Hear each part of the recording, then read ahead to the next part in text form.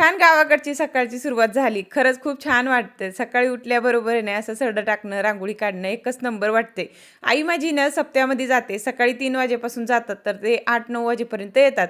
मग घरातली कामं तशीच पडतात. म्हणून मला हे सगळं आवरायचं असतं आणि सकाळ-सकाळ हे कामं केली की खूप छान वाटतं.